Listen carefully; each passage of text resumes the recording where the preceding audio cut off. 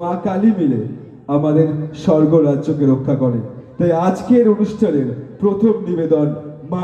Hello guys, this is অরিথের। আজকের দিনটা আমার কাছে খুবই স্পেশাল ছিল, তার কারণ এই প্রথম গ্রামের ছেলে হিসেবে আমি এবং আমাদের যে যুগাগ্নি নৃত্যগোষ্ঠী রয়েছে সেই দলটা গিয়েছিলাম বহরমপুরের চালদিয়াতে, অর্থাৎ টাউনে পারফর্ম করতে। তো এতদিন জেনে এসেছি যে শহর থেকে গ্রামে এসছে পারফর্মাররা পারফর্ম করতে, এই প্রথম আমরা আমাদের দলবল নিয়ে শহর অর্থাৎ বহরমপুরের মতন জায়গায় পারফর্ম করতে গেছিলাম। তাই আমরা বেশ এক্সাইটেড ছিলাম এবং প্রচুর আনন্দ করতে করতে আমরা গেছিলাম। তো এই নিয়ে আজকে আমাদের ব্লগ।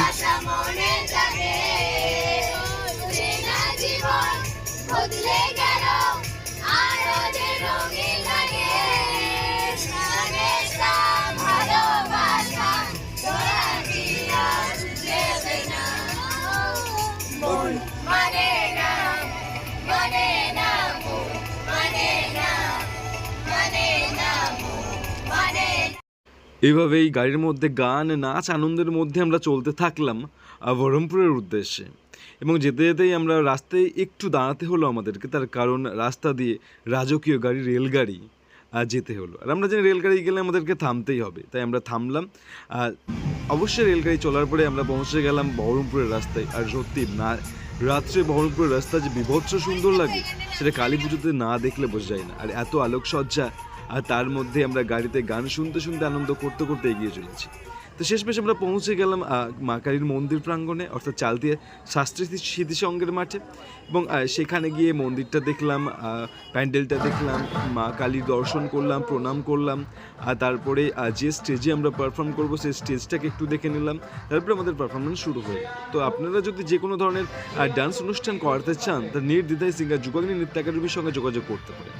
আর আপনাদের এই অনুষ্ঠানে কোন কোন ধরনের ডান্স দেখতে পাবেন তারই একটু ঝলক আপনাদের এই ভিডিও শেষে দিয়ে হাতে টাকা নেই, এর একটা দামি মোবাইলের প্রেমে পড়লেন।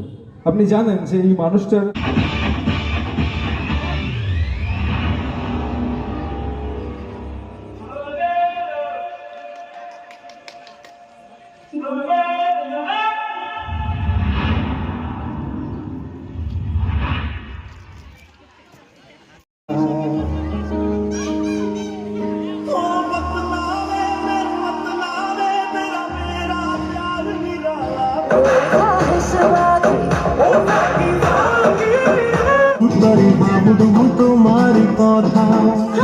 আর ইনি হলেন যুগাগ্নি নৃত্য একাডেমির সিইও, অর্থাৎ কর্ণধার, কোরিওগ্রাফার, অল ইন অল, যিনি জয়ন্ত রায় মহাশয়। তো ডান্সের জন্য ইনার সঙ্গে আপনারা যোগাযোগ করতে পারেন। গুড বাই, ভালো থাকবেন।